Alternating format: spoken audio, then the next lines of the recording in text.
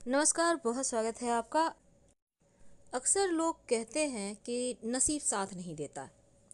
कभी कभी ये भी आप सोचिए कि दुनिया में कुछ ऐसे भी लोग हैं जो बहुत भाग्यशाली हैं और कुछ ऐसे लोग हैं जो बहुत मेहनत तो करते हैं पर उतना कुछ मिलता नहीं। तो ज़िंदगी में हर चीज़ के लिए भाग्य का बलवान होना तो ज़रूरी है, लेकिन कुछ ऐसे संकेत हैं या कुछ ऐसे जीव जंतु हैं जो अगर आपको दिख जाए, आपके घर आ जाएं, तो आपका भाग्य बदल जाता है। तो इस प्रकृति में, चूंकि प्रकृति बहुत खूबसूरत है और शास्त्रों के अंदर वर्णित चुनिंदा कुछ ऐसे संकेत भी हैं जिसको अगर आप समझ लें तो आप ये समझ सकते हैं कि आने वाला समय बहुत अच्छा है और आप इसका फ़ायदा उठाकर फिर एक बेहतर समय को कल में बदल सकते हैं। तो चलिए शुरुआत करते हैं। सबसे पहली वो चीज़ कौन सी है जो आपको ये बताता है कि अब आपका अच्छा वक्त आ रहा है या फिर आ चुका है। तो पहला है चमगादड़। देखिए, दुनिया में यहाँ आज हमने टॉपिक रखा है शुभ और अशुभ, अच्छा कौन है बुरा कौन है। तो दुनिया में अधिकतर मान्यता ये कहता है आपके घर में अगर चमगादड़ आ जाए तो अशुभ है। तो चमगादड़ अगर आपके घर में रुक कर अपना घर बना ले तो ये अच्छा है, ऐसा भी माना जाता है। आता जाता है तब अशुभ है। ठीक है। दूसरी चीज, कई बार होता है कि पक्षी, आप जा रहे हैं कहीं और उड़ता हुआ चिड़िया आपके ऊपर बीट कर देता है।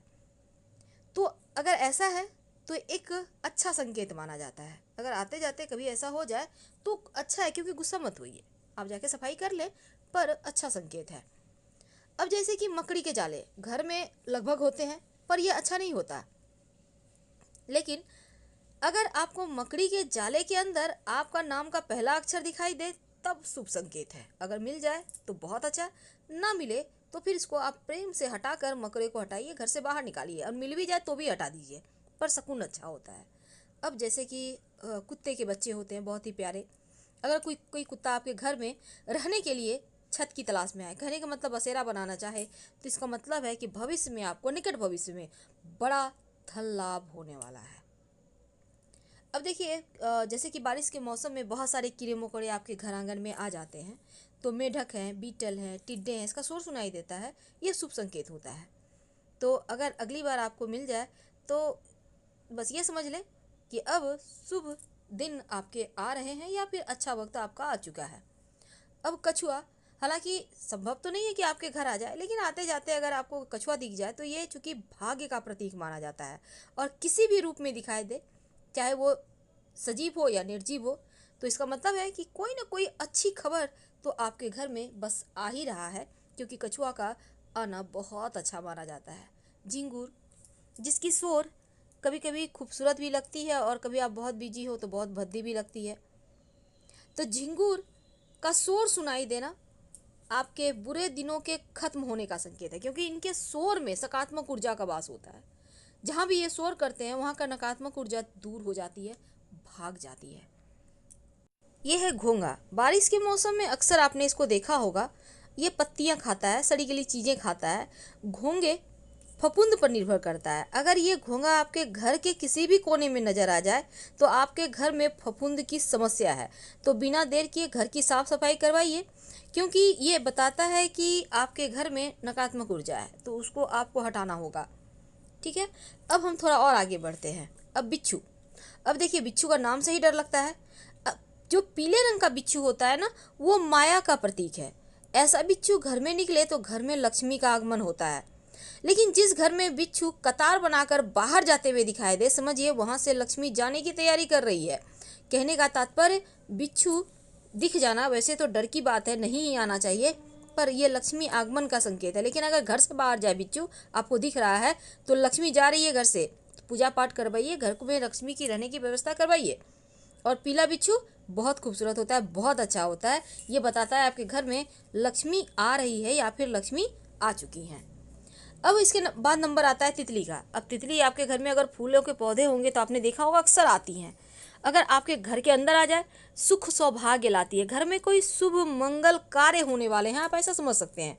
क्योंकि जिस घर में तितली आ जाए उस घर में शीघ्र ही मंगल कार्य होने के योग बनने लगते हैं। तो तितली का आना शुभ मंगल कार्य करवाता है घर में। अब इसके बाद नंबर आता है सांप का, जिसको देखकर हर किसी को डर लगता है। तो ये सच में अच्छा नहीं होता।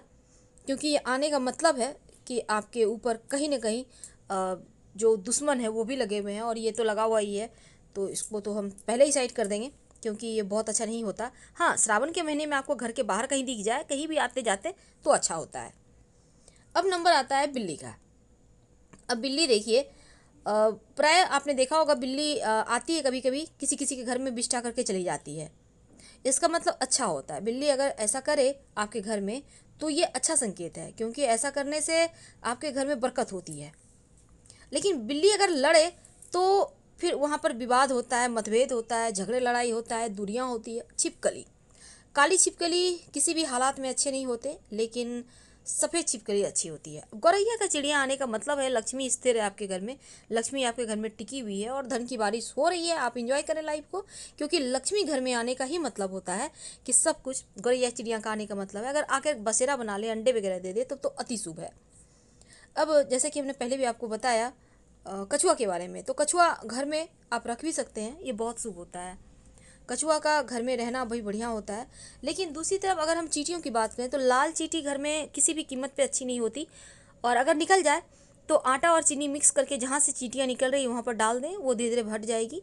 वैसे तो बहुत सारी चीज़ें आती है आजकल चींटियों को भगाने के, लेकिन काला चींटी निकले तो ये शुभ होता है। काला चींटी निकलने से घर में शुभता बढ़ता है, संकट दूर होते हैं, चारों तरफ से खुशियाँ आती हैं, तो ये शुभ है। अब इसके बाद नंबर आता है चींटियों के बाद उल्लू। अब उल्लू का दिखना कैसा होता है, देखिए आपके घर मुंडेर छत पे अगर उल्लू आ जाए तो ये अच्छा नहीं है। हाँ, कहीं बाहर आपको दिखे तो ठीक है, आसपास लक्ष्मी है और आपके घर में आने की तैयारी करिए, पर आपके घर में आना उल्लू किसी भी कीमत पर अच्छा नहीं है, इस बात का ध्यान रखिए। लेकिन आपके घर के छत पर मुंडेर पर कोयल या सोन चिड़ैया बोले तो धन वृद्धि का संकेत देता है। अब हम बात करें अगर कबूतर की, तो बहुत सारे लोग कहते हैं कबूतर का आना अच्छा होता है, लेकिन जहाँ तक मेरा अपना अनुभव है वो अच्छा नहीं होता। घर में अलगाव या फिर दूरियाँ, वैमनस्य या फिर टेंशन लाता है। हाँ, अगर कहीं आप दाना पानी की व्यवस्था बाहर करवा सकते हैं तो बहुत अच्छा होगा।